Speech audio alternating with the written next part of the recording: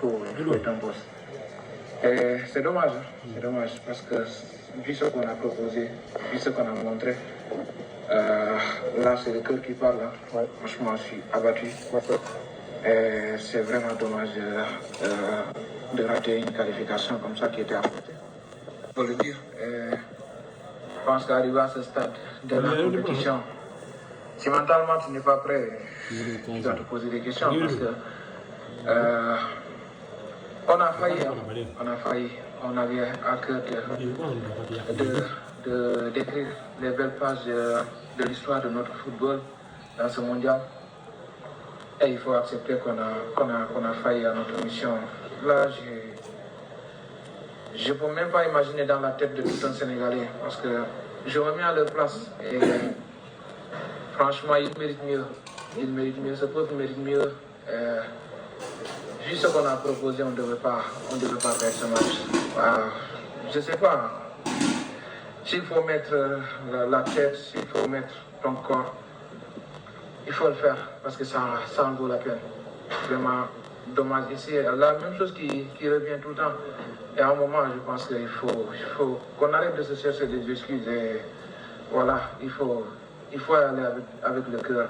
À un moment, quand il faut accepter de défendre, il faut le faire.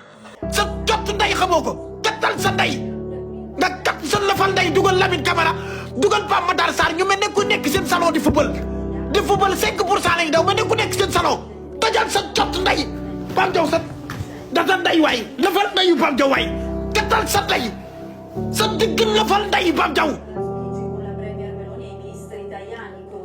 kattal sa tuunu nday waay diggaw ndayu Pape Diaw sa digg lafal nday waayow. C'est un fait. Le Sénégal, c'est la meilleure équipe d'Afrique actuellement. Elle a gagné son trophée sans aucune discussion. Elle était la meilleure équipe de toutes les équipes participantes à cette Coupe d'Afrique.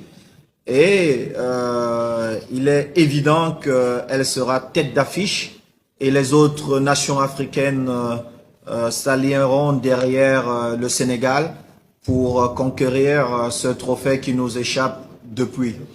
Et pour Sadio Mané, moi je vais vous dire, je ne peux pas parler pour un club. Le plus important, est-ce que mon petit frère est heureux? Oui, je sais qu'il est heureux. C'est fini. Pour moi personnellement, je ne sais pas pour vous, pour moi personnellement, il est le meilleur joueur au monde. Le reste ne compte pas.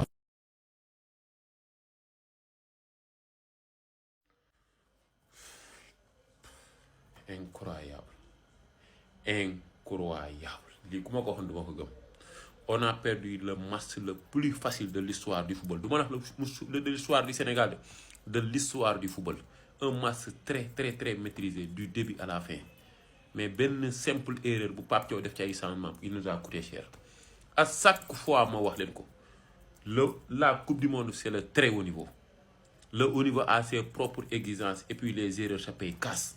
Un match de football dure 90 minutes. Malheureusement pour nous, bouki bi mat équipe africaine mo ñu mat, muy relâchement fin temps. Nan la mëna équipe champion d'Afrique mëna équipe 2-0 ba 85e minute, 5 minutes gars, 5 putain de minutes nga perdre ci sa match. C'est incroyable. Il faut être le Sénégal pour le faire. Mais malheureusement pour nous, on a arrêté notre compétition depuis la sélection de la liste. Depuis la liste. Une bonne compétition commence par une bonne sélection.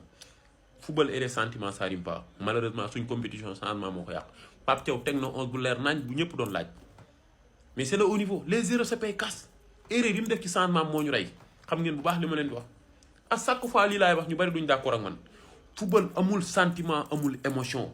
Boo ko si dugalee day feeñ. C'est de ça qu'il s'agit. C'est 3 buts en 2 minutes. Équipe champion d'Afrique. Mené 2-0 Coupe du monde. 5 minutes de ci temps bi mënoo ko gérer. Non, vraiment on mérite rien. Ñun suñ meilleur troisième bi ñu jël sax dañ ko waroon a joxe très franchement.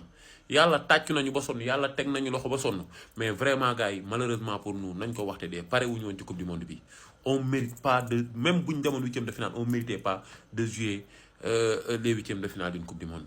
Manam on a tout raté dans cette Coupe du monde. Publication liste bi, émotion yi, Pape Thiaw ci changement yi, ci classement yi, détails yi ci fédération bi, tout.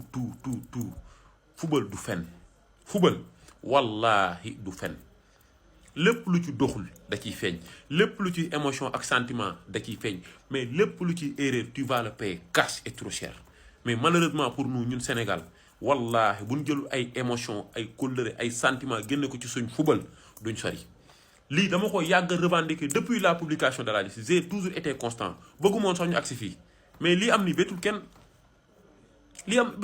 l'équipe n'était pas prête nos joueurs n'étaient pas compétitifs 2 jours ont fait une très bonne coupe du monde muy Krépin Diatta Ismaïla Sarr ñi ci des ñëpp dañoo floppé ñi ci des ñëpp dañoo floppé malheureusement pour nous yaakaar naa nag lii moo tane si ñun comparé wuñ nen ñibbisi toog sénégalais yëpp nekk si jàmm ñu waajal màggal gi bàyyi ñu mérité coupe du monde bi ñu continuer. J'avais pourtant tellement de bonnes choses à dire sur ce Sénégal. Pour passer de ça à 5 minutes de la victoire. Pour passer de ça à ça. C'est incroyable comment vous avez tout laissé passer. Trossard Tielemans qui était au bout du craquage. Obligé d'être séparé par Lukaku et d'autres coéquipiers. Comment vous m'expliquez que quelques minutes après, c'est ce mec qui vient envoyer cette passe D à Tielemans, vient faire marquer son coéquipier, ainsi remettre le match à égalité. C'est dingue comment le football te fait tout oublier quand tout va dans ton sens. Réalisez pas une Coupe du Monde incroyable à la base, pas exceptionnelle du tout. Quand il vient marquer ce deuxième but, et c'est également lui par la même occasion qui marque le penalty de la victoire. Je pense que toute la Belgique a pardonné Tielemans. Maintenant, vous, est-ce que le Sénégal saura vous pardonner? Parce qu'à la base, moi, quand j'ai vu ce but d'Ismaïla Sarr, c'était gagné pour moi.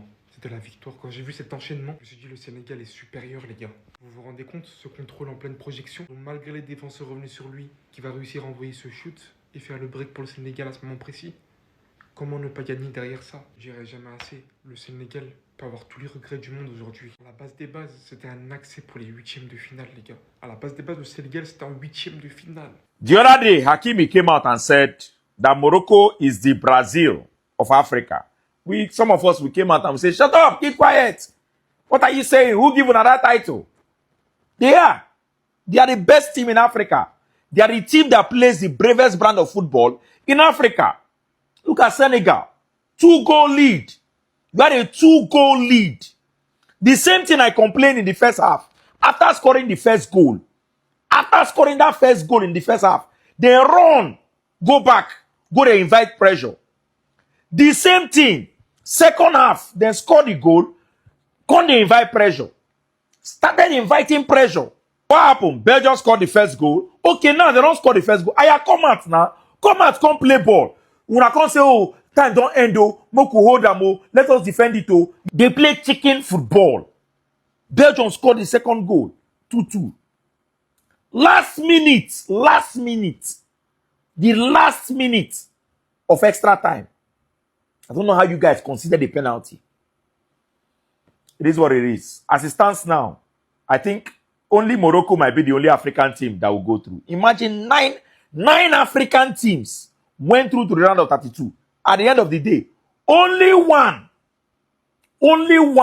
has the potential to make it out. Only one has the potential to make it to round of 16. Out of 9 that went to round of 32. Only one has the potential, because apart from Egypt that is playing Australia, the rest, I'm 100% sure of what is going to happen to the rest. I'm certain. Argentina is going to beat Cape Verde. Colombia is going to tear Ghana. Our only hope of Africa lifting this World Cup was Senegal and Morocco. These were the only 2 teams, and we have been saying this since. These are the only 2 teams that we trust to help us lift the World Cup. Now, Senegal has been knocked out because of what? Cowardly football. That was...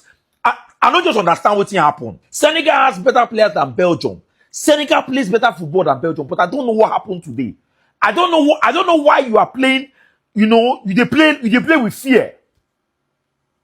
It is what it is. The team pay me well, pay me. I was really rooting for Senegal. It really paid me.